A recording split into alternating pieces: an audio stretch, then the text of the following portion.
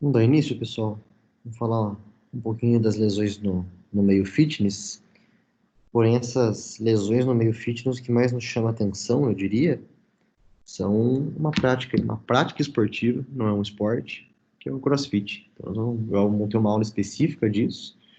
Talvez o conteúdo de vocês, acho que não aborde esse conteúdo, mas lembre-se, a prova ela cai, ela é uma matéria DIB, então material de B1 e B2, tá certo?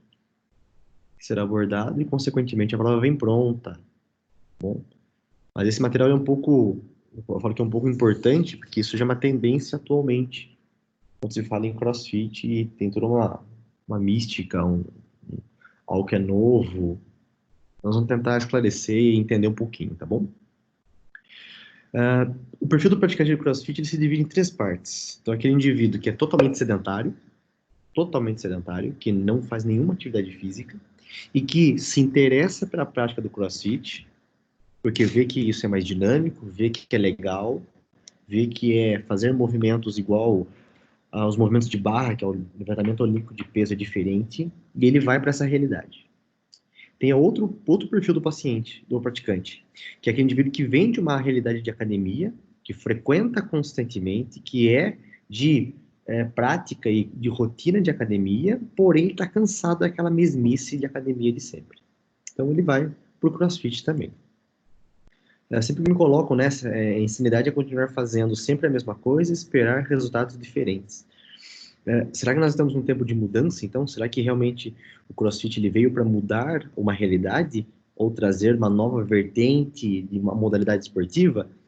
Se nós olharmos essas imagens aí, por exemplo, a gente observa que em 1916 as pessoas estavam lendo o seu jornal esperando o seu transporte. Compensação a outra imagem, né, nos tempos mais atuais, a gente vê que as pessoas continuam lendo alguma coisa importante e esperando o seu transporte. Muitas vezes é um transporte que veio por aplicativo. Então, quando nós pensamos no CrossFit, na verdade, não mudou nada. Pelo contrário, né? A linha do tempo da atividade física, ela veio apenas se caracterizando e que se hoje se tem e entende como CrossFit, tá certo? Na década de 80, entendia-se muito sobre malhação. Então, ir para a academia, fazer aula de step, fazer aula de aeróbico, né? Era muito forte. Aula de alongamento, né?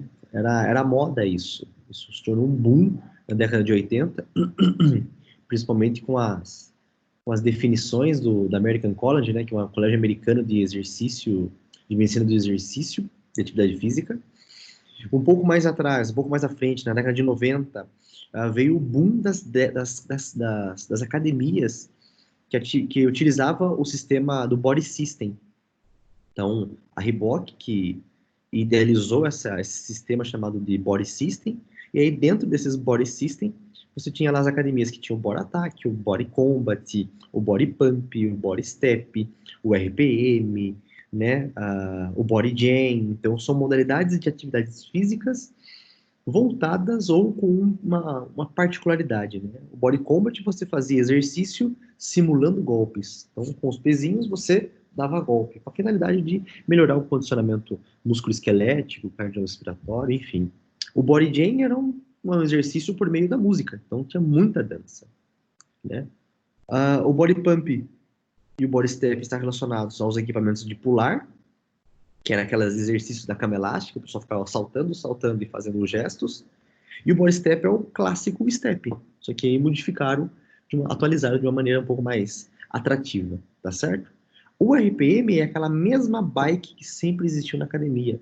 A diferença é que eles dividiram em três tempos.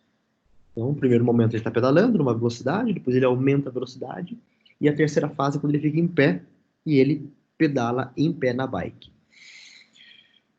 Um pouco mais à frente, nos anos 2000, e mais especificamente 2010, a mesma Reebok, ela caracterizou e definiu e registrou uma marca chamada de CrossFit. CrossFit é uma marca, não é um esporte, tá bom? E a definição de CrossFit, de acordo com os estudos, é uma definição de variação constante de movimento funcional, de alta intensidade, de força e condicionamento físico. Esse conceito ele foi definido através de um estudo de 2017, porém, desde 2013 já se tem estudos no mundo sobre CrossFit, tá certo? É interessante que a história do CrossFit ele começou em 95. O fundador, que é o Greg Glassman, ele é um militar, e o CrossFit ele vem muito de uma cultura militar, em que os exercícios são de subir corda, subir parede, fazer flexão de cabeça para baixo, né? E então ele idealizou uma modalidade que saísse daquela mesmice, mas que trabalhasse os músculos do corpo de uma forma não repetitiva, ou seja, não rotineira. No Brasil, o primeiro box que foi criado em CrossFit, foi lá em São Paulo, chamado CrossFit Brasil. Esse é o primeiro box que nós temos no Brasil, em 2010. Então, nós estamos em 2020, faz 10 anos que o CrossFit está no Brasil, tá certo? Hoje nós temos aí aproximadamente né, isso aqui é uma referência que eu tinha, até maio, mas nós temos aproximadamente aí 1.600 boxes filiados à marca CrossFit, fora os outros boxes que não são filiados, que é o Cross Training, que é o Cross Life, que é o Cross Health, enfim. São as modalidades que semelham ou que se entende por funcional, mas não, né, um valor para ter a marca CrossFit, tá bom? Diversas competições ao redor do CrossFit eles surgiram. Então essas são as principais. O TCB é o Campeonato Brasileiro, propriamente dito, né? Sorocaba já sediou algumas vezes o TCB, acho que 2 anos seguidos. O Brazilian, o Pop Games, o Carioca Games, o Weekend Awards é um outro campeonato que se tem de CrossFit, o Caveira Games, né? O Odd Jam, enfim, várias modalidades, né? O Odd Experience, o Storm. Então, são vários campeonatos que tentam, né, reunir competidores, praticantes de CrossFit e, claro, que entusiastas. Antigamente, até 2019, existiu uma seletiva. Então, todo mês de fevereiro, a CrossFit liberava um treino por semana em que os seus praticantes de suas academias registradas, né, na marca CrossFit, eles faziam e jogavam no aplicativo a sua pontuação. Os melhores do Brasil, ou da América Latina, eles competiam entre si no que eles chamavam de regionais. E aí o melhor de cada regional, né, seja dos Estados Unidos e Canadá, da Europa, da África e da Ásia, eles iam para o CrossFit Games. Eles iam para o Games, que é basicamente o Mundial de CrossFit. No mundo, nós temos aí, mais uma vez, né, eu tenho as medidas até maio, nós temos aproximadamente aí 14 a 12 mil boxes de CrossFit no mundo. O Brasil é o segundo país com o maior número de boxes de CrossFit no mundo. O primeiro é os Estados Unidos, tem pouco mais aí de 7 mil boxes, e os demais, o Brasil está em torno dos seus 14 mil, dos seus 1.200, 1.300 boxes. A base da filosofia do CrossFit é o seguinte ponto. O indivíduo, ele tem que executar o gesto, certo? O gesto que for, com a melhor mecânica de movimento. Só que quando ele executa esse gesto da melhor forma possível, ele executa sem carga, sem nenhuma carga. Então ele treina o gesto, ele treina o movimento sem nenhum peso, sem peso corporal, sem peso extra, somente com o peso do corpo, ou somente com o equipamento. A partir do momento que ele melhora e tem controle da mecânica de movimento deste gesto, ele aprende a ter consistência, ou seja, fazer esse gesto com a melhor mecânica possível, de uma forma 3, 4, 5, 10 vezes seguidas, ou mais. Depois que ele incrementa a carga, que é a intensidade. Então, repara, na academia, você chega, senta e coloca a carga. Depois você faz o gesto. No CrossFit, não. Você aprende o movimento. Você aprende a fazer 4, 5, 10, 15 vezes aquele mesmo movimento, sem carga, com a melhor mecânica possível. Depois, o ideal é que o indivíduo coloque a carga. Só que essa carga, quanto que é, Léo? É uma carga que seja permitido, que ele seja possível, né? Ele executar 5, 10, 15 vezes com a mesma mecânica perfeita. Isso que difere da academia. O problema do praticante de CrossFit é o próprio praticante. Porque muitas vezes ele não sabe dosar essa intensidade. E quando ele coloca uma intensidade mais alta, uma carga mais alta, ele perde a consistência e muitas vezes, que é o problema, ele perde a mecânica de movimento.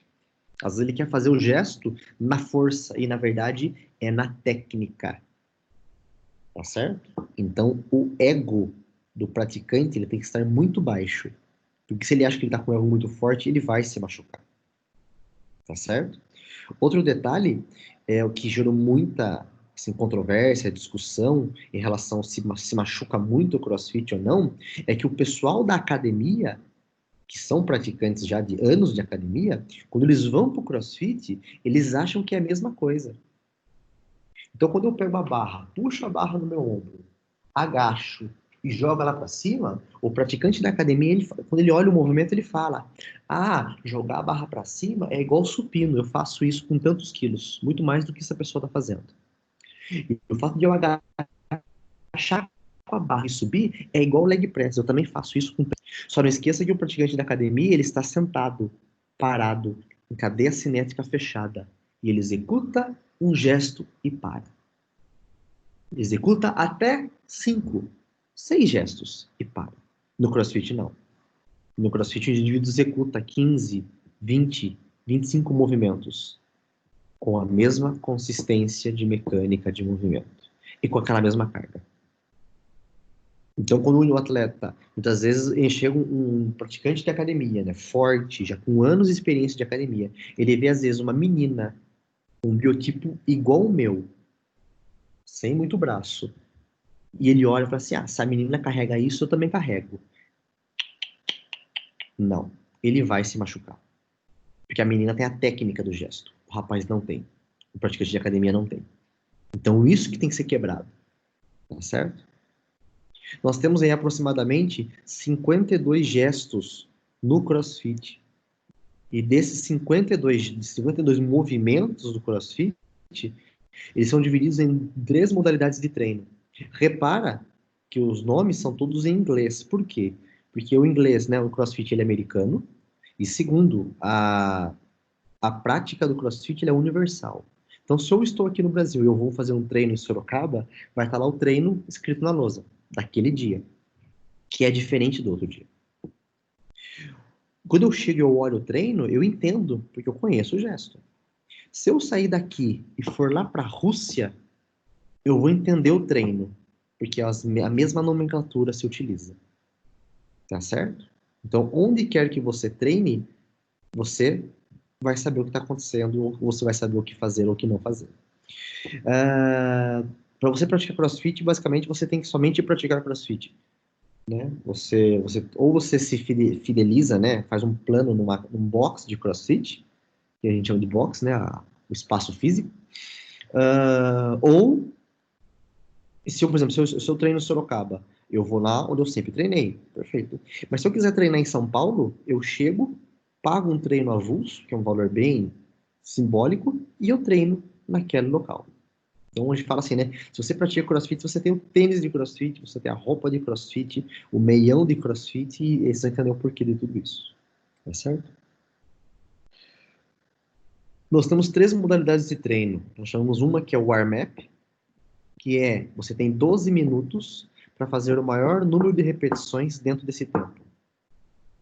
Então, eles especificam lá, você tem que fazer 5 agachamentos, 5 flexões de braços e 5 movimentos de barra. Quantas vezes em 12 minutos eu repito isso? De uma forma constante. Claro, eu posso parar, tomar um ar e continuar. Mas a ideia é que você sempre esteja em alta intensidade. Tá certo? Um outro treino, que é o for time, que é eu vou fazer o maior número de rounds em o menor tempo possível. Eles especificam lá os gestos que eles querem, que o treinador quer. Eu tenho que fazer o maior número de movimentos dentro do menor tempo possível. Tá certo? E o último, que é o EMON, é uma sequência de exercícios dentro do minuto. Então vamos lá. Eu tenho 1 minuto para fazer 10 agachamentos. Se eu fiz esses 10 agachamentos em 30 segundos, eu descanso o restante. O problema é que o EMOM, ele não é 1 minuto e para. Eu tenho 1 minuto de agachamento, 1 minuto de flexão de braço e 1 minuto para erguer 10 movimentos na barra. O primeiro eu faço tranquilo. O segundo minuto também. O terceiro minuto eu já estou um pouco mais cansado. Mas eu faço os movimentos com a barra e é em 40 segundos. Quando eu entro de novo no agachamento, por exemplo, eu tenho que manter o meu ritmo. Então a luta não é eu contra o relógio. É eu contra eu mesmo, contra o meu próprio cansaço. Tá certo? Tudo bem?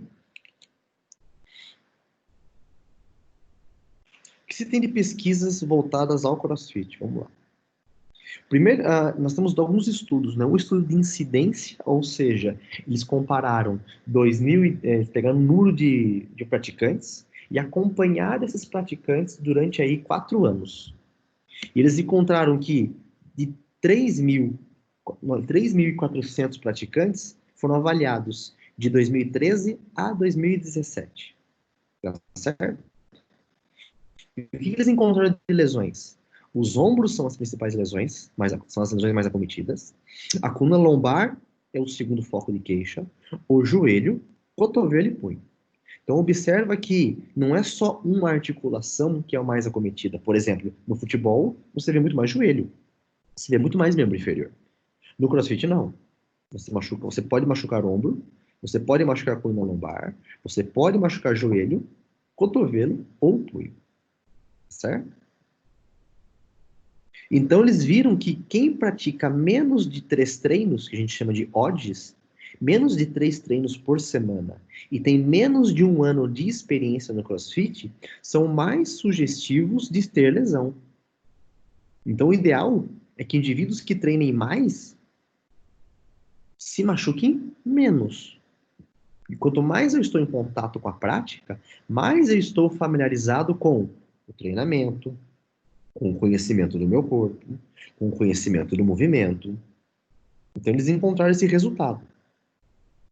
Quando nós falamos de outros estudos de prevalência, nós estamos falando de estudos que eles apenas avaliam os indivíduos. Eles pegam, vou num box de CrossFit, faço um monte de perguntas e vejo, esse box tem isso. Então, tem diversos estudos, o primeiro é de 2013, né? E os últimos que tem são de 2020, e tem vários estudos aí rolando ainda. O primeiro foi de 2013, então, desse autor, que é um estudo em inglês. Os Estados Unidos depois entraram com um estudo em 2014, e é interessante que esse estudo é um dos principais estudos que definem, né, a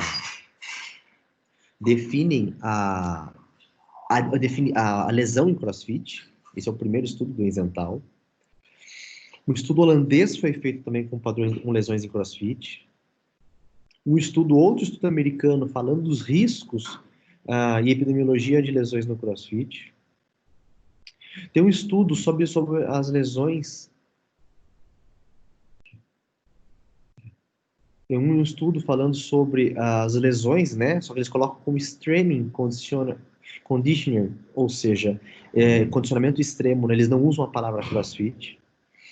E tem um outro estudo, que eu não sei se dizer se é feliz ou infeliz, que ele comparou, né? Será que as lesões mais comuns no CrossFit são presentes em outras formas de exercício? Eles compararam boxe, hockey, balé, levantamento de peso, futebol com CrossFit. Repara comigo, eu posso comparar laranja com maçãs? Não, né? Foi mais ou menos isso que eles fizeram. Qual que é mais doce, laranja ou maçã? Laranja é uma coisa, maçã é outra. Ambos são frutas. Mas tem, né, frutoses, né, quantidades de açúcar diferentes. E eles encontraram aí alguns estudos sobre 1.000 horas. E eles viram que ciclistas têm 6 lesões por 1.000 horas de prática. Corredores têm 79 lesões por 1.000 horas de prática. E eles encontraram aqui, ó, que levantamento olímpico, tênis, praticantes de triatletas, né? Natação, basquete, vôlei, eles encontraram que, né, eu tenho quase que 1 lesão por 1.000 horas, e no basquete são 9 lesões por 1.000 horas. Quando eles olham para o CrossFit, eles encontram o seguinte, ó, nós temos aí 2,4 lesões. Nós temos 1,9 lesões por 1.000 horas. Então, ou melhor, todas as práticas esportivas, o indivíduo está em alta intensidade. O curioso é que o CrossFit é o que menos lesiona. E quando nós falamos de membro superior, de ombro, tem um estudo do Summit que mostra que você tem 1,1 lesões no ombro para 1.000 horas. Então, a relação lesão por horas praticadas no CrossFit ela é baixa. E quem está falando isso não é um praticante fanático dono de boxe. São os estudos que trazem isso.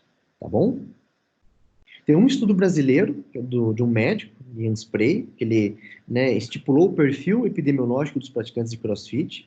Ele fez esse estudo com 566 sujeitos praticantes de CrossFit. Opa! Tem um outro estudo que saiu ano passado, em fevereiro, que é um estudo português, que foi a mesma coisa, só que foi feito lá em Portugal, e eles avaliaram 270. Em 2018, eu orientei um trabalho de monografia lá para uma outra instituição que eu leciono, e que nós fizemos a pesquisa de relação de movimento, ou seja, nós estipulamos quais são os movimentos, né? Porque todo mundo, quando falava de lesões no CrossFit, falava, olha, o CrossFit machuca, e machuca o ombro, o lombar e o joelho. E aí, quando eles falavam, mas e os gestos? Eles dividiam em gestos de levantamento olímpico, de peso, eles falavam de movimentos ginásticos e de movimentos exercícios metabólicos. Nós estipulamos quais são os gestos, nós definimos. E nós aplicamos de 2018 o questionário até de 6 de setembro de 2018 até 31 de fevereiro. 31 de fevereiro é ótimo, né? 31 de fevereiro, não, 30 de fevereiro até de 2019, né? E nós encontramos aí, criamos alguns definição de lesão. Então, para o indivíduo falar, você tem lesão? Ele tem que se encaixar nesses critérios. Eu tinha uma dor. Você teve dor? Essa dor te tirou do treino por 1 ou 2 semanas? Fez você procurar um profissional da saúde? Fez você diminuir a carga? Então, nós fizemos aí uma seleção dos 52 gestos do CrossFit e nós divulgamos via rede social.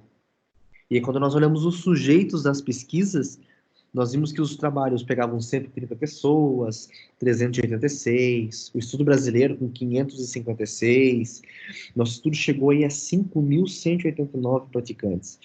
O artigo está em fase de escrita e correção, mas a gente acredita que, se publicar, ele é o maior estudo do mundo de praticantes de CrossFit. Né? Só que temos um tempo aí para a gente terminar de escrever esse trabalho e mandar para uma revista e ser publicado. Mas que a gente tenha certeza que, uma coisa a gente tem certeza, nenhum outro estudo chegou a essa quantidade de praticantes. Nem perto, né? Nós conseguimos divulgar toda a pesquisa ao longo de todos os estados brasileiros. Então, nós temos aí respostas por cada estado. Então, claro, né, que a gente mandava os questionários, né, alguns respondiam, assim como é grupo de classe, né? Às vezes, uma mensagem, passa a mensagem, a galera vai deixando passar. Então, durante 6 meses, a gente conseguiu coletar aí, pelo menos, um grande número de respostas, que é bem significativo. E o que nós encontramos, né? São dados aqui não publicados, então são dados aí, né, extraoficiais. Quando nós comparamos as lesões de ombro nos praticantes, a gente vê que o primeiro estudo encontrou 31%, o Yazantal encontrou 25%, o Summit, que encontrou só estudo de ombro, foi 23%, e nós encontramos aí 21% das lesões de ombro. Então, alguma coisa está acontecendo que está diminuindo a prevalência de lesões em praticantes de CrossFit. Quando nós pensamos nos movimentos, querendo ou não, né, eu tenho todos esses em destaque e todos esses são gestos acima da cabeça. Então, isso justifica possivelmente a principal queixa de lesão. Né? Eu tenho mais que 90 graus de amplitude de movimento no ombro, isso justifica uma maior prevalência de lesões no membro superior. Existe até uma questão interessante, né? Teoricamente, né? Nós podemos fazer isso, esse gesto, porque isso vem de uma questão ancestral, em que nós utilizávamos o braço para arremessar os gestos, mas, teoricamente, isso nós não poderíamos fazer, porque o ombro ele não tem essa habilidade. Então, aquilo que os primatas, e vamos deixar uma coisa bem clara, né? Macaco é macaco, continua sendo macaco, sempre vai ser macaco, e o ser humano, o homem, a raça humana, sempre vai ser raça humana. Então, teoricamente, esta condição de movimento, para nós, não seria indicada, ou sugestiva, ou normal para o movimento humano. Então, só que na prática do CrossFit eu tenho esses gestos. Então, eu não posso atribuir que o movimento ele é lesivo. E sim, tem outros fatores envolvidos. Eu coorientei um trabalho de TCC, nós aplicamos 2 intervenções preventivas, né? Aí todos os indivíduos tinham dor no ombro, os praticantes de CrossFit. Um grupo fez exercícios de fortalecimento, nós especificamos esses gestos, alguns exercícios, e um outro grupo fez aí exatamente exercícios de mobilidade articular. Quando nós comparamos, e um grupo não fez nada, foi um grupo controle. Então, quando nós fizemos essa análise aí, nós encontramos que os indivíduos que fizeram mobilidade e que fizeram fortalecimento, ambos melhoraram. Só que quem fez mobilidade melhorou de uma forma mais rápida para sintoma e para função. Trabalhar fortalecimento também melhora, mas isso a longo prazo. Então, eu sugiro que para o indivíduo ter diminuição da dor no ombro, uma das estratégias seria o quê? Melhorar mobilidade no ombro. Quando nós falamos das lesões de joelho, nós encontramos aí que a literatura traz que 31% dos praticantes têm lesão de joelho, que é um artigo de 2013. O Exental também encontra 13%, ou seja, um ano depois, né? E com um número bem diferente, uma prevalência menor de dores no joelho. O Spray, que é o estudo brasileiro, encontrou 14%. Nós, em 5.189 pessoas, encontramos aí uma queixa de joelho de 7%. Então, é um número muito mais baixo do que a literatura traz, e a gente entende que, né, de um tempo para cá, devido a essa alta incidência de lesões, o praticante ele começou a se cuidar, ele começou a se dar atenção, uma maior atenção para que ele não se machuque. Então, o uso de joelheiras, né, o cuidado especificamente por fortalecimentos específicos tem sido uma estratégia, uma possibilidade aí de melhora, né, ou mesmo de surgimento de sintomas nesses indivíduos. Né? E se o meu joelho ele estrala, e daí, né? E tem um estudo que mostra aí, um estudo brasileiro, por sinal, que fala sobre, né, as implicações da crepitação, né, dos estralos no joelho, em indivíduos mulheres com e sem dor patelofemoral. Né? E o que eles questionaram, né? A crepitação, ela não afeta a funcionalidade ou força. Eles perguntaram, você acha que o fato de estralar o seu joelho é um problema, é algo grave? Eles falaram que não. Impede você do seu dia a dia? Ela falou, não. Diminui sua força? Também não. Então não é porque estrala o seu joelho, é porque tem alguma coisa alterada, tá certo? Às vezes isso é uma crença que os pacientes têm, que as pessoas têm, que isso clinicamente não influencia em nada.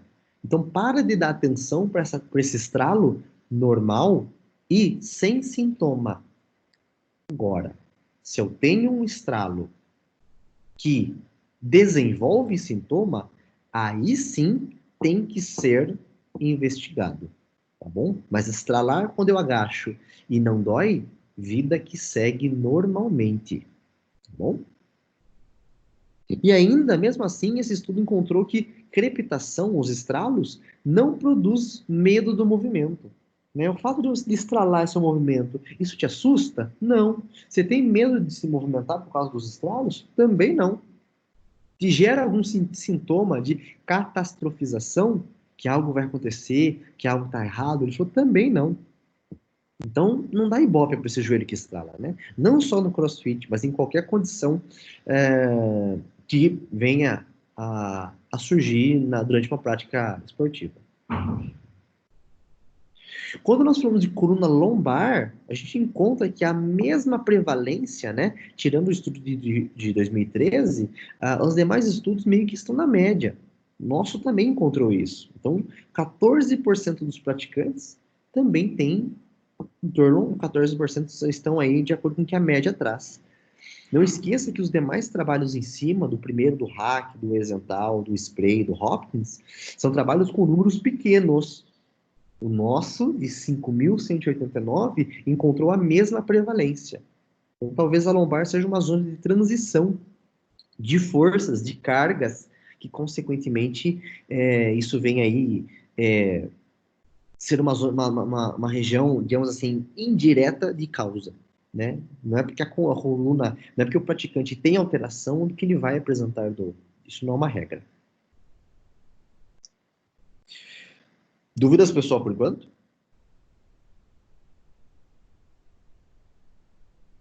Sim ou não?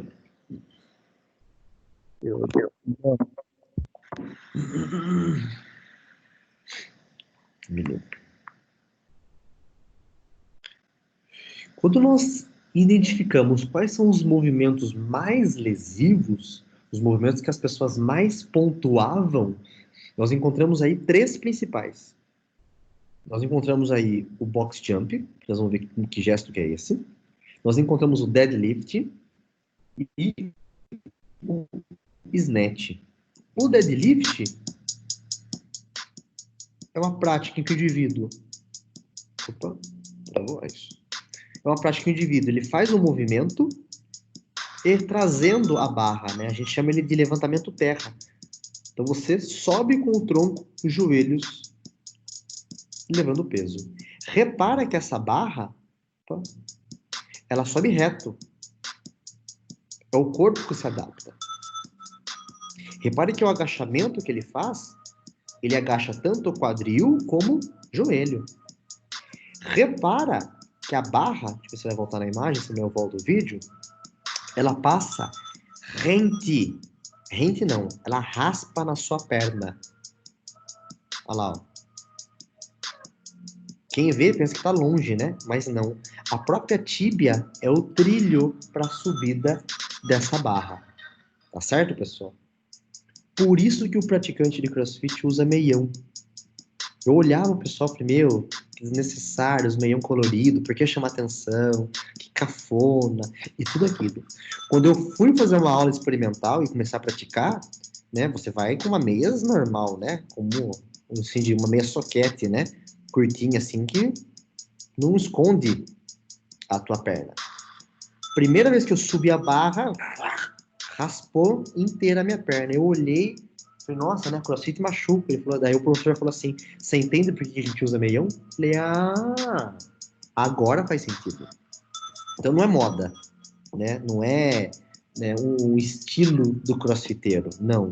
Ele tem que usar porque senão raspa realmente a perna. Então o meião protege, né, não só neste gesto do deadlift, mas qualquer técnica que se trabalha com a barra, tá certo? Repara que o gesto do deadlift, né, é uma barra, naturalmente a barra, ela tem 20 quilos, a masculina, e a feminina ela tem 15 quilos. Ah, Léo, mas eu não consigo, eu não vou praticar isso, porque eu não aguento. Claro, você não vai começar com uma barra com peso. Às vezes você vai fazer o gesto, o teu treino, somente com a barra. Aos poucos, conforme você ganha mecânica de movimento, consistência, aí sim você aumenta uma carga. Põe uma anilha. E essa anilha tem que te permitir a fazer 1, 2, 3, 4 movimentos seguidos, por exemplo, com a mesma mecânica de execução. Tudo bem? Então, o CrossFit ele tem uma vantagem. Ele é adaptativo. Se eu não consigo fazer o exercício com a barra, só com a barra, propriamente dito, sem peso, você faz uma adaptação. Você pega uma barra mais leve. Léo, Oi. a hiperextensão do joelho pode ser um fator de risco? Não, porque não tem hiperextensão. Não, nem no vídeo, mas não é um fator de risco, não. Não. Porque, na verdade, você não vai levar, né? Quem vê pensa que ele está puxando a barra para cima. Não. Ele empurra a barra do solo para cima. A força maior está na perna. O braço, pode ver que ele não ergue o braço. Ele não puxa no braço. Repare que o cotovelo dele está sempre em extensão. Então, a força maior é do quê? Glúteo e perna, ó. Imagina que você vai pegar um Fusca. Você puxa ele no braço? Não. Primeiro você sobe na perna. É exatamente o deadlift. Entendeu? Que é o movimento do levantamento olímpico de peso.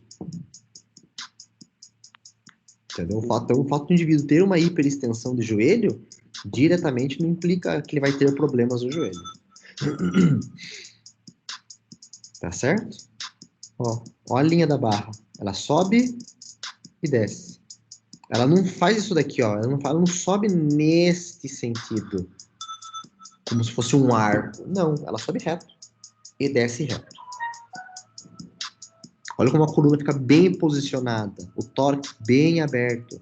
O que ele não pode deixar cair. Então, aumentar a cifose torácica. Isso ele não pode. Porque senão ele aumenta o braço de alavanca e ele sobrecarrega as estruturas musculoesqueléticas da coluna vertebral. Entendeu? Valeu. O snatch é o movimento que a gente fala de arranco. Então, o indivíduo traz a barra, sobe pela perna, quando ele chega no quadril, ele faz a extensão e a barra sobe. Então, o papel do atleta é entrar debaixo da barra. Entrar e não erguer diretamente. Olha a direção da barra.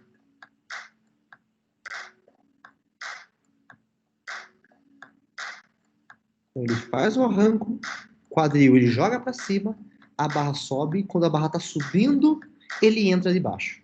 Então, o trabalho do atleta é entrar debaixo. E, claro, sustentar essa barra lá em cima a partir de um agachamento. Olha lá. Ó.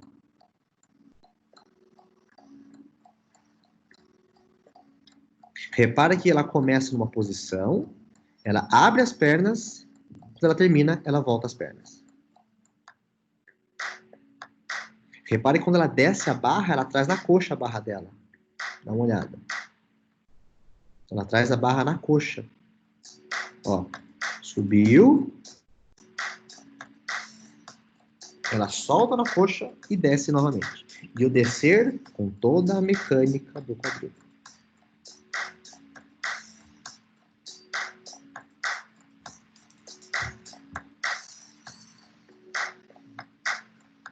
Olha lá.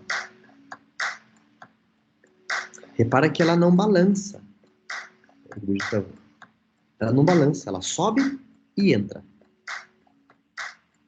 Então, olha o quanto de amplitude. Lembra aquela imagem que o indivíduo está pendurado na barra? Então, a nossa articulação, ela permite isso. A nossa articulação e o sistema musculoesquelético tem que permitir isso, para que ela execute o gesto. Agora, restrições de movimento, restrições de amplitude de movimento, restrições capsuligamentares, encurtamentos musculares, consequentemente vai dificultar a execução de um gesto correto. Pô, Léo, vai ter treino de snatch lá no treino, no box, só que eu não consigo fazer o gesto completo. Tudo bem, você vai fazer o snatch só com a barra. E se a barra for pesada? Faz com uma barra de alumínio, que é bem mais leve. Então você consegue adaptar o teu treino. Então quem faz CrossFit, você pode adaptar todos os gestos. Eles permitem que você execute isso. Então o CrossFit ele é inclusivo. Ele é inclusivo. Então você não se sente, pô, eu não consigo fazer, então não vou. Tem indivíduos idosos. Eu tô falando de idosos, é pessoas com 50, 60 anos que fazem CrossFit e tranquilamente se sente bem. Você vai reparar numa coisa no box de CrossFit. O box de CrossFit não tem espelho. Ele não tem espelho. Pô, então, mas qual que é o problema disso? Primeiro, se você olha para o espelho, você corrige o teu gesto. E, na ocasião, quem corrige o gesto do CrossFit é o próprio técnico, que a gente chama de coach. Então, o coach sempre está olhando para vendo a eficiência, a qualidade do seu movimento. E te dando os toques. Acredite, parte dos gestos não são somente força, é técnica. Eu falo isso por mim, né? Eu sou literalmente quase um frango, né? Seco, arreganhado, não tenho massa muscular, mas eu consigo levantar forças que às vezes maiores do que o meu próprio peso. Tá bom? devido à técnica. E o segundo gesto, terceiro gesto que seria mais lesivo no CrossFit, que nós identificamos, é o box jump, que é o pular na caixa. Deixa eu dar uma olhada. A gente observa aí alguns efeitos, né? Que é o saltar com os joelhos sempre juntos. Claro, corre-se o risco do indivíduo, né? Tropeçar e dar um totoque na caixa e cair, natural, né? Como qualquer condição. E claro que, Léo, eu não consigo pular na caixa. Tudo bem, né? Essa caixa está numa altura baixa. Eu poderia virar essa caixa, essa base para cima, então ela fica um pouco mais alta. Ou eu viro essa base para cima, então ela fica mais alta ainda. Eu tinha uma amiga minha lá do CrossFit que ela fazia exercício de barra, fazia exercícios, né, os ginásticos no aparelho lá, nas cordas, enfim, mas ela falava, vai ter box jump. Ela não conseguia pular. Ela não fazia este gesto que você está vendo a pessoa no vídeo fazer. Pessoal, vamos, você consegue. Não, eu tenho medo de cair. E como medo de cair? Você fica lá no alto e não tem medo? Ela falou, eu tenho medo de cair. Então ela segurava em alguém, pulava e descia como ela está fazendo. Então sempre ele é adaptativo. Léo, eu não consigo pular, não tem problema. O que você vai fazer na sua prática? Você não vai saltar. Você vai pular, você vai subir na caixa de uma maneira igual escada. Então, ao invés de eu pular e descer, eu faço o contrário. Eu subo como ela vai mostrar aqui, ó. Quer ver? Ela desce, olha como ela vai descer. Um pé de cada vez. Então, eu posso, então, subir um pé de cada vez e descer um pé de cada vez. Se eu não consigo saltar, se eu não tenho força, eu tenho uma estratégia de adaptação desse gesto. Tudo bem, pessoal? O que é interessante é, o que eu faço com o indivíduo, então? Que vem com dor, que vem com queixa e lesões de CrossFit. Eu tenho certeza, a maioria dos praticantes da atividade do CrossFit, ela é muito maior do que indivíduos com praticantes de academia. Eu sei disso. E é muito maior a presença deles. Tá certo? Então, imagina um indivíduo que vem, uma mulher de 29 anos, que é praticante de CrossFit, que vem com exames de imagem, que toma remédio, em que, ó, você vê uma ressonância dela, ela tem um abaulamento discal, né, uma protusão discal, um comprometimento talvez de caldequina, e com sintomas. Olha que ressonância. Disco normal, disco normal, disco normal, mas quando a gente olha, então, numa vista, num corte sagital, a gente observa o quê? Que tem aí uma protusão discal de considerável. Puxa, tudo bem, pessoal? Então, o fato de você ter essa alteração, quem vê, pensa o seguinte, olha, para de praticar a sua atividade física, para de fazer o seu esporte, para de executar qualquer coisa, que você pode ficar, né, com sequelas. E isso não é uma verdade. Há controvérsias disso. Quando a gente olha o uso de remédio, um estudo feito em 2014 que comparou a eficácia do paracetamol em dor lombar aguda. O que eles encontraram? Que os achados questionam o uso de paracetamol, de doses de paracetamol, e que ele não é eficaz quando comparado ao placebo. Então, tomar paracetamol não vai tratar a dor na coluna, nem sintoma. Porque um grupo nesse estudo recebeu placebo, um remédio de mentira. E não teve diferença entre um e entre outros quando comparado ao remédio. Tudo bem? Então, viver de paracetamol não é solução e não é resolução de uma queixa. Tá certo? Para dor lombar aguda. Aí para crônica. Para crônica é diferente, né, pessoal? Isso é bem claro, né? Então, o que eu posso fazer? Né? Eu tenho outras formas? Existem outras formas. Será que os pacientes com dor lombar, eles podem ser beneficiados pelo treinamento de deadlift? Um estudo de 2015 questionou. Será que o indivíduo com dor lombar ele pode fazer deadlift? E olha como é que o estudo fez. O estudo foi dividido em 2 grupos de pessoas, claro que um com dor lombar e outro sem dor lombar. Foram avaliados por 8 semanas, ou seja, 2 meses. E presta atenção, olha o que os indivíduos com dor lombar faziam. Faziam a técnica do deadlift, em que eles treinavam a intensidade do deadlift e a carga do deadlift. Engraçado, né? Intensidade, carga, consistência e movimento. Movimento é técnica. Intensidade, quantas vezes eu faço? A carga, o peso. A mesma filosofia do CrossFit. E eles avaliaram dor e disfunção e função. E aí eles utilizaram alguns questionários, né? O Tampa e o Roland Morris e a avaliação de EVA e um teste de força muscular que é o Behren-Sorensen. Conclusão. Pacientes com dor lombar mecânica com esse teste de 87 segundos e que tem intensidades de 3 a 4 na escala EVA e uma pontuação de 7 nesse questionário, que é o Roland Morris, são fatores importantes para iniciar o treinamento deadlift. O que você vê nos boxes? Os indivíduos eles não são avaliados adequadamente, seja eles porque eles têm uma causa de dor ou não. Tudo bem? E o estudo mostrou que quem tem dor baixa, uma incapacidade baixa e uma força muscular com um tempo de 87 segundos de sustentação, podem sim se beneficiar do treinamento de deadlift. Isso exclui ou inclui no CrossFit? Isso inclui. Claro, no CrossFit ele não vai fazer só deadlift. Ele vai fazer outros gestos também. O mais importante que esse estudo traz para mim é o seguinte: não é falar pode fazer ou não pode, é benéfico ou não é. O que ele mais me traz a importância é o seguinte: é um critério de avaliação.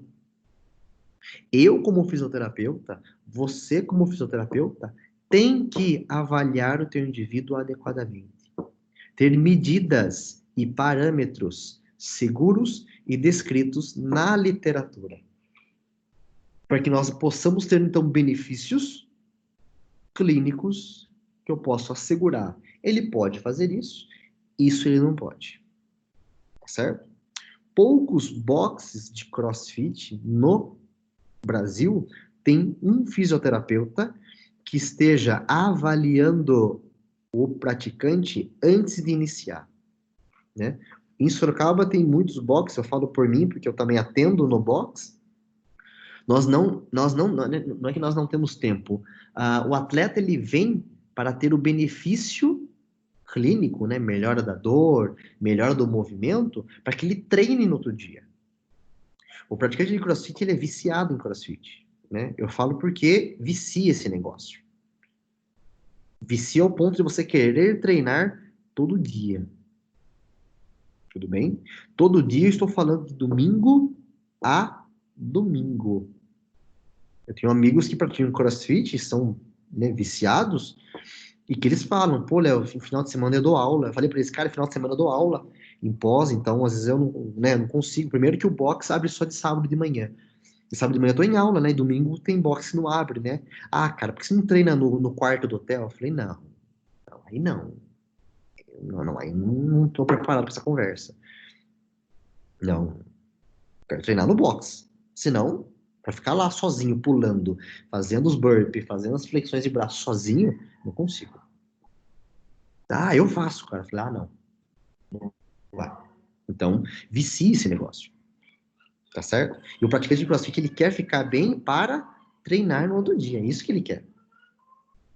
Né? Se ele se machuca, se ele se afasta, ele quer saber quando que eu posso voltar o quanto antes, porque eu quero voltar a treinar. Eu quero voltar a pegar a mesma carga.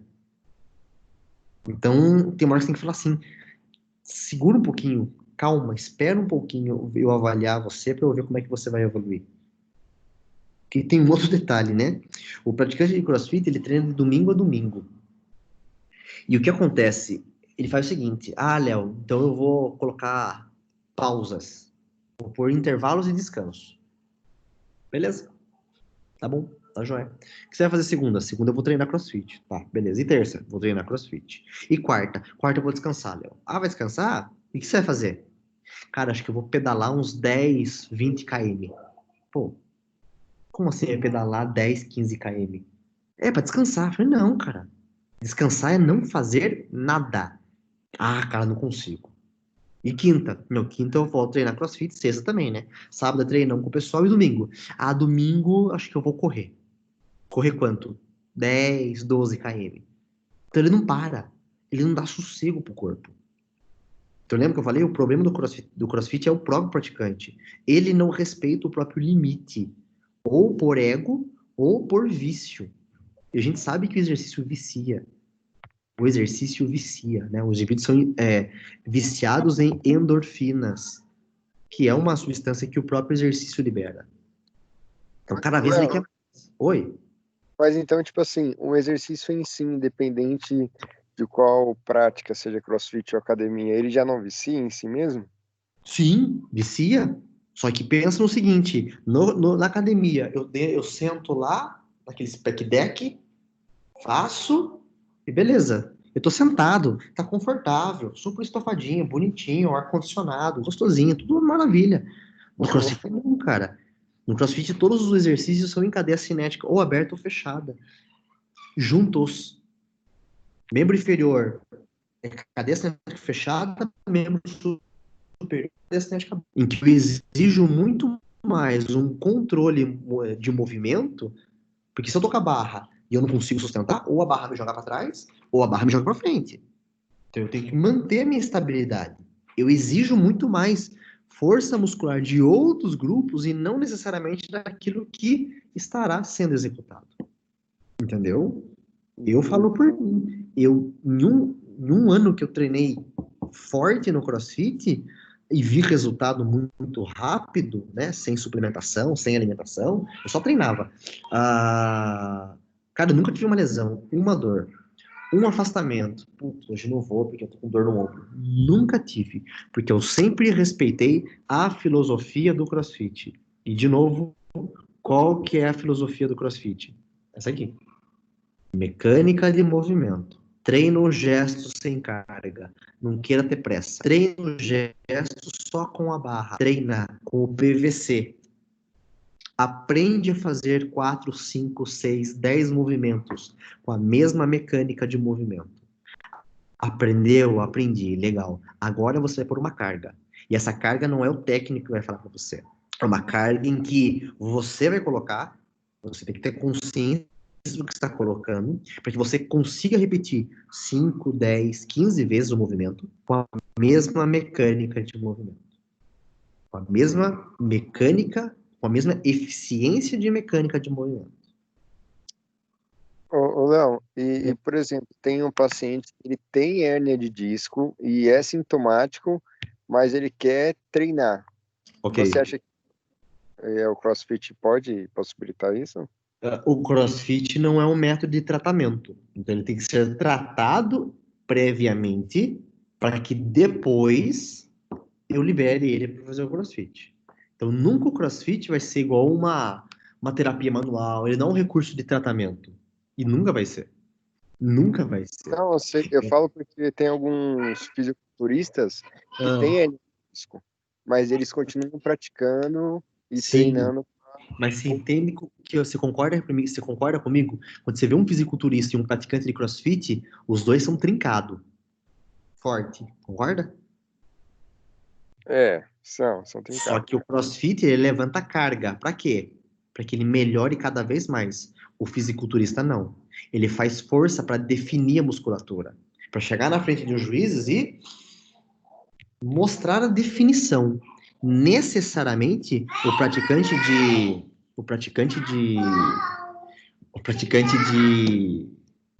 de fisiculturista não é forte, cara. É até estranho falar isso. Como não? Olha o tamanho do braço dele. No fisiculturismo, pode ser que o indivíduo possa aplicar. No CrossFit, não, cara. Ele vai se machucar. Ele até aplica. Ele até utiliza uma ciclagem lá. Se- Segura, né? Mas ele é diferente, entendeu? Ô, Léo, a gente estudou sobre as fibras musculares, né? A gente tem Uhum. dois tipos de fibra, né? O tipo 1 e o tipo 2. Hum. Mas quando a gente, assim, eu entendo que quando a gente pratica, seja o CrossFit ou a academia, a gente vai recrutar um tipo a mais, né, de fibra, mas, e, consequentemente, a outra também vai vir junto, né? Acho que não tem como separar uma fibra da outra. Ou, Não tem como você separar, né? Nós temos uma predição, eu diria, vamos por assim. Essa predição, ela estaria relacionada no sentido, naturalmente, nós temos aí um pré-condicionamento de fibras. Então, eu posso ter fibras do tipo 2, mais do tipo 2 e menos do tipo 1, certo? Então, algumas práticas esportivas serão beneficiadas e, para mim, vão ser muito melhores por causa das fibras do tipo 2, que são fibras rápidas. Agora você fala assim, pô, Léo, ó, nossa prova, nossa prática esportiva são provas longas, 5 quilômetros, 10, 42 quilômetros, ou exercícios de 30, 40, 50 movimentos. Cara, para mim vai ser horrível esse esporte. O treinamento pode influenciar a mudança da fibra do tipo 2 para o tipo 1, ou do tipo 1 para o tipo 2. Só que quem decide isso é o próprio preparador físico, em qual modalidade ele vai. Eu quero melhorar a força muscular em fibras do tipo 2. Claro, as de tipo 1 também vão ser beneficiadas, mas não ao ponto de se diferenciar tipo 2 em tipo 1, entendeu?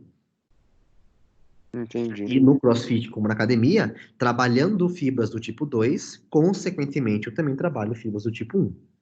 O que é importante e salientar é o seguinte: Então, o que que você quer? Eu quero ganhar massa muscular, tá? Então, fisiologicamente, alguns grupos musculares têm mais fibras do tipo 2 do que tipo 1. E o teu gesto exige mais fibras de tipo 2 do que do tipo 1. Então, o teu treino para aumento do volume dessas células tem que ser específico para hipertrofia. Fibras do tipo 1. Professor, Oi? quem faz maratona também faz esse tipo de treinamento? Sim, mas especificado para as fibras do tipo 1, né? Que são fibras lentas. Então, ele treina força muscular em fibras do tipo 1. Não quer dizer que não treine nas tipo 2. Treina, mas o foco é tipo 1. Então, a modalidade, a periodização, a escolha dos exercícios em frequência, em número de séries e a carga, é o preparador físico que vai ditar isso. Entendeu? Obrigado, professor. Imagino. Entendeu, Thiago, em relação ao que eu estava falando para você? entendi, sim, Você sim. nunca vai ser seletivo ao ponto de que estou trabalhando somente fibras do tipo 2 e não fibras do tipo 1. Está trabalhando as duas. O que que o teu esporte e o que que o teu gesto esportivo pede? Ah, fibras do tipo 2. Então, o preparador físico vai direcionar para isso. Então, é porque assim, porque assim, os caras estão constantemente treinando, né, e fazendo aeróbico também, Sim, da exato. academia e tal. Sim. Então, eu acho que, Nem pô, os sempre. caras são fortes, então, Sim. Nem sempre. O praticante de academia, eu falo que eu já pratiquei e eu vi isso. E também praticava isso, né? Eu compactuava dessa ideia. Hoje, Leonardo, eu só queria fazer braço. Né? Porque eu não tenho nada de braço e eu gosto de braço. Perna eu não tinha paciência, não gosto até hoje. Então, cara, eu fazia todos os exercícios de braço. Pra perna, pra não dizer que eu não fiz, eu ia lá fazer leg press. Ia falar, meu, vou fazer um aeróbio agora. Eu subia, aí das duas uma, ou eu vou na bike, ou eu vou na esteira. Puta, no esteira, não tô afim. Não quero. No CrossFit, não, cara. O treino hoje, pessoal, vai ser enfocado para pernas, vai ter deadlift, vai ter agachamento com bola, né? Que você joga a bola para cima, então você trabalha a força de perna para jogar essa bola. E nós vamos trabalhar e vai ter tiros de corrida aí de 200 metros. Então vão ser 10 movimentos, são 15 all balls, que é a bola para cima. Depois desses 15 all balls, nós vamos fazer 5 deadlift e 200 metros de corrida. Nós vamos repetir isso até dar o tempo de 12 minutos. Então, ora estou em alta intensidade para força, ora eu estou em aeróbio. E eu intercalo isso. Fiz 15 jogos, joguei a bola 15 vezes. Terminei, vou para barra. 1, 2, 3, 4, 5. Solta a barra, corre. Cheguei. Vamos lá, bola. 1, 2. Então, se quem vê, fala assim, meu, o cara não para, o cara vai deitar no chão. No final do treino, você deita. Mas você chega e fala, meu, consegui terminar o treino. Com aquela carga que eu consegui fazer, com aquela força de barra, no meu ritmo de corrida. Entendeu? Antigamente, quando você não tem a marca... Antigamente não. Quando você não usa a marca CrossFit, que é uma marca registrada, como eu disse para vocês, o nome disso você pode chamar de HIIT. Pode ver que as academias, as que são de marca, assim, elas têm o HIIT, que é o High Intensive Intermittent Training, ou seja, treinamento intenso intermitente. Então, hora ele tá na bike, pedala bike, termina, flexão de braço. Quando eu saio da flexão de braço, eu vou para o abdominal. Então, eu estou fazendo hora em alta intensidade, hora em baixa intensidade, hora em alta intensidade, hora em baixa intensidade. Se você trazer isso para o CrossFit, é igualzinho, cara, é HIIT. Só que dentro de gestos muito mais elaborados. Fazer um snatch, por exemplo, cara, leva tempo, e não é pela carga, não é pela força, é pela técnica. Tem todo um passo a passo que você tem que aprender, cara. Se você falar assim, Léo, me matriculei na academia de CrossFit, eu tenho certeza, ele vai falar assim, e quando que vão ser as suas aulas? Porque a aula experimental é grátis, pode ir em qualquer academia de CrossFit. Ah, queria fazer uma aula experimental. Ah, que legal, joia, onde você viu falar, o que você acha, o que você espera, e tal. Eles vão mostrar os gestos que não precisa da barra, mas é uma ideia. Vai ter o box jump, vai ter o wall ball, vai ter o abdominal, flexão de braço, né? Os meios mais comuns. Pô, gostei disso, curtiu? E a barra? Falei, então, você precisa se matricular, você vai ter 3 aulas experimentais não, 3 aulas fundamentais para que você aprenda a trabalhar com a barra. Você vai aprender o básico com a barra. A partir do momento que você aprendeu os gestos básicos com a barra, aí sim você está liberado para treinar em qualquer horário com uma carga que você consiga. E todo treino, os coaches lembram e mostram como que é o gesto, né? Quando eu comecei a atender CrossFit, o atleta chegava para mim, o praticante chegava assim para mim, oi, Leonardo, tudo bem? Cara, eu tô com uma dor na minha lombar. Falei, por quê? O que aconteceu? Então, quando eu fiz o clean, eu senti puxar aqui, eu tô com dificuldade também de fazer o rope climb e com dificuldade também de fazer o snatch e o deadlift. Ah, como chama? No lunge, eu também tenho um pouco de dor, cara. Principalmente quando eu faço lá o squat. Eu não sabia, cara. Eu falei, mostra pra mim o gesto. Aí ele mostrava e falava, ah, isso é deadlift. Aí eu comecei a aprender. Quando eu entrei e pratiquei um pouco, aí eu ganhei, entendi como é que o gesto funciona. Aí eu comecei a perceber, se o indivíduo tem restrição de amplitude de movimento, ele não traz a barra aqui em cima, e o cotovelo tem que estar alto. Só que para ele trazer o cotovelo alto, ele tem que ter mobilidade torácica. Então eu comecei a pensar, falei, meu, tem que trabalhar isso no indivíduo que faz crossfit. Você tem que trabalhar isso se ele veio com uma dor no ombro. Você tem que trabalhar tal fator por causa do quadril dele. Eu comecei a entender mais a prática esportiva, entendeu? Isso para mim foi bom. Mas no começo eu sofria. Eu não entendia os gestos. Entendeu?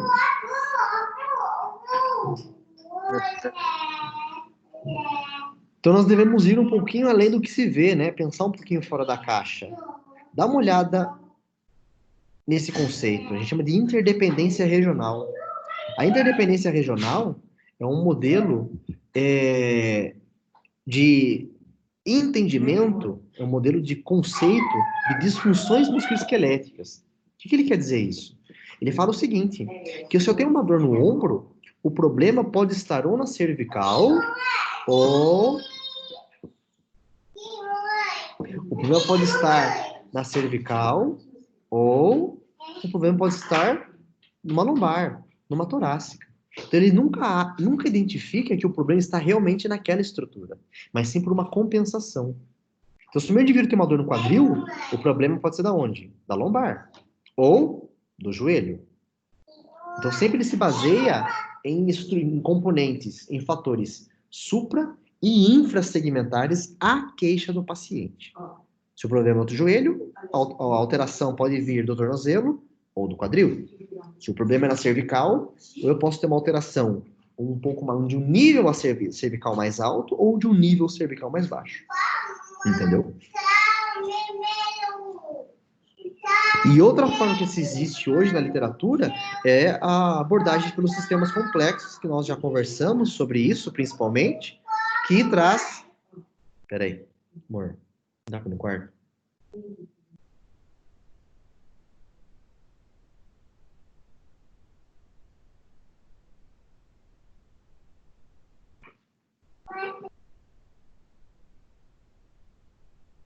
Pronto.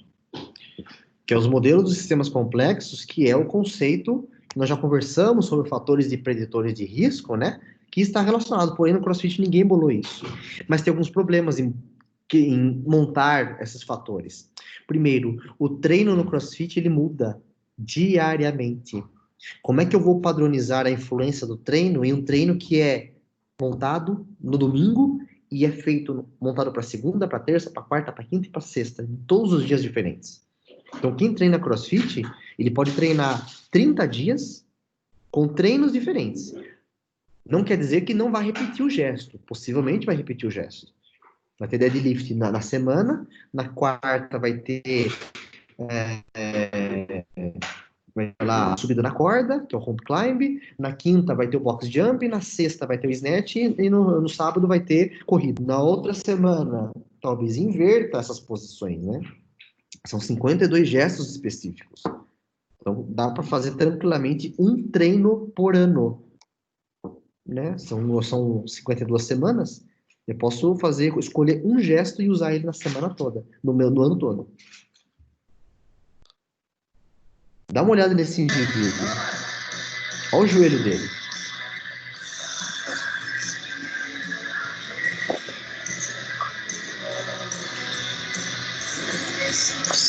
Opa, olha o valgo que ele tem.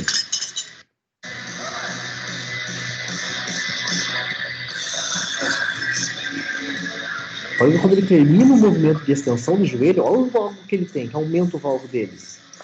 Opa, ó. Sabe qual que é a queixa dele, pessoal? Alguém chuta qual que é a queixa dele? Dor no quadril? Mais alguém? Eu acho que lombar. Ele vai ter que compensar. Ok, mais alguém? Alguém sugere? Mais algum? Ele não sente o pé também, não? Ok, mais alguém? Alguém sugere mais alguma queixa? Sim ou não? Sabe qual que é a queixa dele? Nada. Nada, ele não tem dor em lugar nenhum. Mas esse joelho, Léo, pessoal, o joelho dele é fisiológico, não é por causa do movimento. Não adianta eu querer mudar esse joelho dele. É dele isso, ele nasceu, ele cresceu desse jeito. Não é o CrossFit ou a prática do CrossFit que leva esse joelho para esse valgo. O Du, ele é gente boa pra caramba, ele é casado com uma outra praticante de CrossFit também, a Midori. E um dia eu falei assim, ô Midori, cadê o Du que sumiu aí do CrossFit? Então, Léo, o Du tá meio cansado, meio desanimado, tá super animado com o Kung Fu. Eu falei, ah, é? Que legal. Pô, que massa. Mas ele praticou CrossFit com o tempo. Putz, o Du praticou CrossFit todos os dias aí durante 3 anos. Falei, caramba, meu, todo dia ele vinha treinar, a gente treinava junto. Pô, que massa, cara, que legal. Deu uma semana que eu perguntei, ela me mandou mensagem, ô Léo, você atende o Du? Eu atendo, o que aconteceu?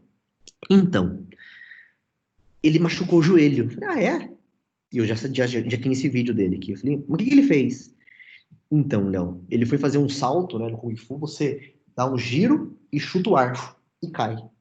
Só que quando ele foi dar o giro, ele sentiu que parece que torceu o joelho, ele sentiu uma dor que nunca tinha sentido isso antes. Eu olhei e falei, manda ele vir aqui comigo. Ele veio, passou comigo, eu falei assim, eu virei e falei assim, e aí, Edu, como é que você tá? Eu falei, então, cara, 3 anos de CrossFit, né, cara? Nunca machuquei o joelho, né? Eu falei, então, né? Melhor você voltar pro CrossFit, né, cara? Então e você tinha alguma dor no joelho? Nunca tive, Léo. Nunca tive nada. E já levantei carga, viu? Pra você ter uma ideia, essa barra aqui tem 20 quilos. Tem essa primeira anilha de dentro, né? Essa aqui tem 25 libras. 25 libras dá quase que 12 quilos e meio. Então tem 12 quilos de um lado, mais 12 quilos do outro. Mais 20 da barra. E tem duas de 10. Então tem 20, tem mais 24 quilos. Aí tá com 68 quilos levantando e fazendo o gesto, trazendo a barra na altura do peito. O praticante atrás tá com 25 libras aqui, tá com 12 quilos aqui, 12 aqui, mais 20 da barra. Tá com 44 quilos aqui, mais ou menos.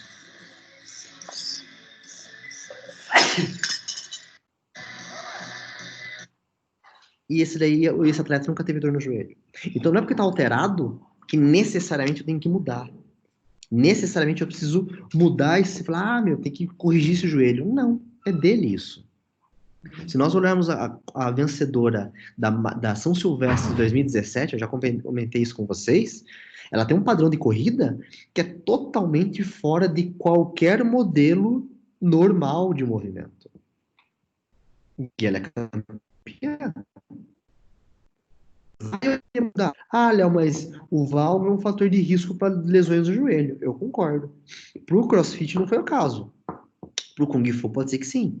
Para o futebol pode ser que sim. Tudo bem? Para natação talvez não. Então depende da prática esportiva. E não é porque tá torto, né? O fisioterapeuta acha que tem que mudar porque tá torto. Não, não necessariamente. E também não tenho que pensar que vai ocasionar lesão. Vamos esperar? Vamos ser desesperados, né? Vamos ver como é que ele vai evoluir, como é que ele vai responder. Calma, espera. Não precisa ser desesperado assim, tá certo? Então precisamos tentar mudar identificar essa possível rede de fatores. Mas olha os fatores que estão envolvidos. A pergunta de $1 milhão, né? Será que é força o problema? Será que é resistência? Será que é flexibilidade muscular? Será que é ADM passiva? Será que é falta de controle neuromuscular?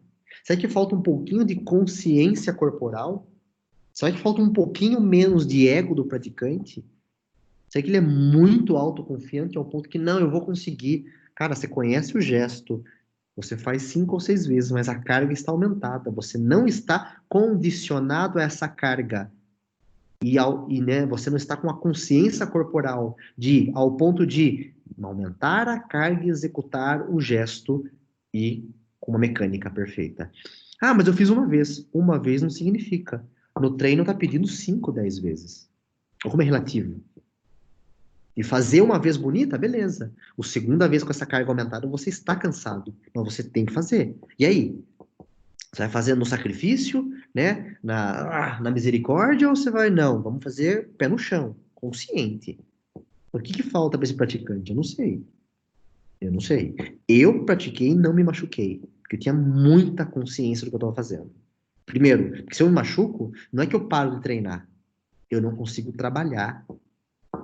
Uma vez, eu lembro de uma situação, eu treinei a semana inteira e um dos treinos era na barra. Então a gente puxava, né? Subia na barra e descia. Só que eu não tinha a luvinha de proteção. Abriu um calo na minha mão, abriu-se uma couve-flor ficava. Em que não dava, era até desconfortável. Dava para cumprimentar, porque era exposto. Não era um calinho, né? De varrer porque às vezes o homem vai lá e varre o quintal e machuca. Tava aberto, só não sangrava. E no final de semana eu ia dar aula de cervical. Como é que eu fazia avaliação com aquela mão machucada? Aí o fio de cabelo passava bem no meio aqui, que dor. Eu pensei, não, peraí. Eu não posso me machucar. Aí eu tive que comprar uma luvas para não machucar a minha mão, porque é a minha mão no instrumento. Se eu machuco minha lombar, eu não dirijo para viajar e dar aula. Eu não consigo ficar em pé para dar aula, se eu tiver com dor. Então, né, praticante ou qualquer praticante, precisa ter o cuidado. Isso é mais que necessário. Existem outras lesões, e isso sim, né? E são todos relatos de caso, pessoal. É um caso só. cientificamente isso é muito baixo, né? É uma evidência baixa. Então, teve um caso de um indivíduo com uma lesão de artéria carótida interna. Nossa, então o CrossFit mata. Tem um monte de gente que morre por remédio, por qualquer outro remédio simples e rotineiro de cada um de nós e tá morrendo. Tá bom? Então, dermatite de contato, pode ser que o indivíduo tenha, né? Pensa que eu treino agora, e obviamente eu vou transpirar, então eu trago a barra aqui para mim, e né, até então, antes de pré-pandemia, ninguém para limpar a barra. Ai, que nojo. Pessoal, o CrossFit é essa realidade. Não tem ar-condicionado no CrossFit. Né? Não é Nutella, como o pessoal fala. É raiz, meu. Entendeu? Ele é inclusivo, ele não tá ali pra falar, ai meu, eu só vou treinar porque tem ar-condicionado. Não tem essa. Você vai suar, você vai transpirar, ninguém vai falar assim, nossa, você tá suado. Não tem essa. Entendeu? Lesões da retina, né? Descolamento de retina por treinamento de CrossFit. Nossa, CrossFit deixa cego. Se o cara não tomar cuidado, né? Um dedo de alguém que você ama, bate, deixa você também deslocamento de retina. Isso aqui é um relato de caso, é um caso isolado. Isso sim pode ser uma condição complicada. E eu falo por mim que eu quase tive isso daqui, rabdomiólise. Rabdomiólise é uma patologia que consiste em danos do tecido muscular. Então, o treinamento intenso leva à quebra de fibra muscular. Tudo bem, até não é um problema. Até porque a fibra precisa sofrer essas microlesões. O problema são as substâncias resultantes dessa degradação da mioglobina, que são liberadas na corrente sanguínea. E isso, o rim vai fazer o quê? Vai filtrar esse sangue e vai sobrecarregar, levando então a uma degradação muscular. Eu falo isso porque eu quase tive rabdomiólise. Por pouco eu não tive. Eu não tive. Mas eu tive alguns sintomas. Qual que são os sintomas? Então, não vou falar do CrossFit, mas qualquer treinamento. Ah, Léo, quarentena, resolvi começar a correr. Ah, que legal. E você começou caminhando? Não, já comecei correndo. E ó, já fiz 12 quilômetros no primeiro dia. Hoje estou na cadeira de rodas, mas eu consegui treinar 12 km. O treinamento de qualquer prática esportiva em alta intensidade leva à quebra de microlesões pela sobrecarga. Tudo bem? O problema é se essa microlesão ela é muito grande ou se a intensidade do exercício ela é muito alta. Isso, consequentemente, sobrecarrega todos esses sistemas que eu acabei de ler para vocês. Eu estava sem treinar durante um ano. Presta atenção. Sem treino. E resolvi fazer o Murphy. O Murphy, ele tem 2 vezes no ano, que é o treino mais pesado do CrossFit. Você corre 1.600 metros, você faz 100 flexões na barra, você faz 200 flexões de braço e você faz 300 agachamentos. Livre. Você está em pé, você agacha e levanta. Tudo bem? Depois disso, você corre mais 1.600. A primeira vez que eu fiz, eu estava treinando. Então, eu estava com 4 meses de treinamento, todo dia. Eu fiz em 1 hora e 6 minutos. Beleza? 2019. Mito 2018. 2019 treinei, mas não como eu estava, pela correria do dia a dia. No final do ano de 2019, eu resolvi fazer o Murphy. Cheguei lá, o pessoal, fazer o Murphy, vamos, é dia do Murphy hoje, que é sempre antes do Natal. Beleza. Sem treino. Corri 1.600, de boa, tranquilo. Comecei a flexão de braço na barra. Fiz a 100, não direto. Fazia 5, descansava, respirava, fazia mais 5, pá, descansava, relaxava e assim ia. Chegou na flexão de braço, fiz em 5 e 5. 5, descansa, vamos lá de novo, posição, 1, 2, 3, mais 5, ia contando. Eu fiz 100 flexões de braço. E eu falei pro técnico assim, ó, parei. Não, Léo, vamos? Eu falei, não, cara, não dá. Eu sei que não dá. Eu tô sem treinar. Não, beleza então, Léo, tranquilo. Parei, vesti, né? Peguei meu carro, vim embora. Isso foi uma sexta-feira. Sábado, aquela dorzinha muscular do treinamento. Dorzinha muscular, né? Beleza. Dor. Aquela dor gostosa que o pessoal fala, né? E é gostosa mesmo. Domingo, lembro que eu acordei cedo, falei, vou tomar um banho. Não que no sexta, no sábado também, né? Domingo fui tomar um banho, shampoo. Eu não conseguia erguer o braço para lavar a minha cabeça. Eu olhei e falei assim, tem alguma coisa errada, não é possível. Eu não conseguia. Eu pegava minha toalha, eu não conseguia virar a toalha para secar minhas costas. Eu jogava a toalha. Eu falei, mas tô com muita dor. Eu tava em casa, na casa da minha mãe, lá tem escada. Aí eu ia descer a escada, eu sentia o meu peito, e eu não tenho massa muscular para falar que, nossa, que peitoral. O meu peito pulava. Eu desci a escada, mas é engraçado. Tá inchado o meu peito. O peitoral tá inchado. Eu pulava assim, pulava meu peito. Eu falei, tem alguma coisa errada. Mandei mensagem pro pessoal do grupo. Ô, pessoal, e aí, alguém tá com dor? Porque eu não consigo me secar ou tomar banho. KKKKKK. Vira o coach, o técnico, e me manda mensagem no particular. Fala, Léo, beleza? Pera aí, pessoal.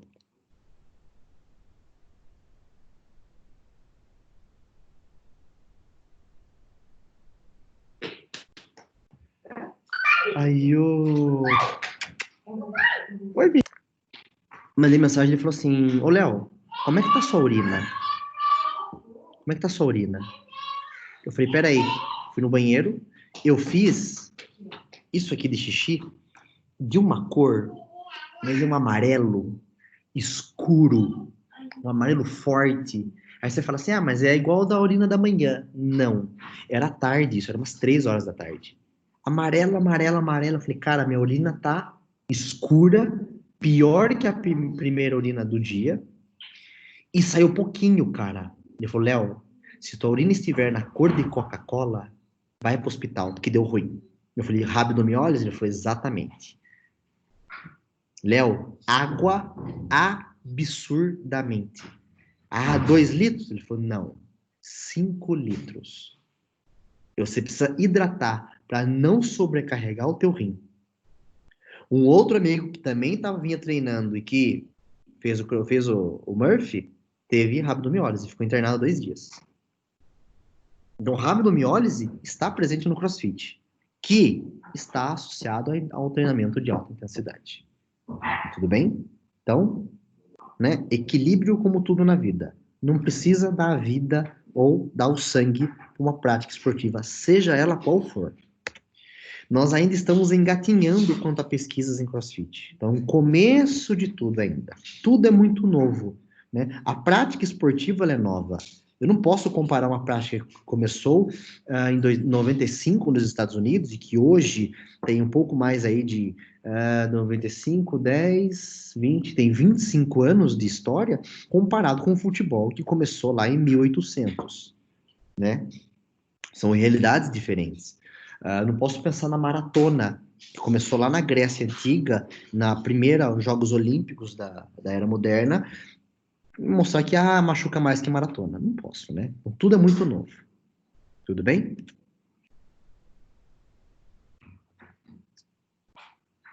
Dúvidas, pessoal?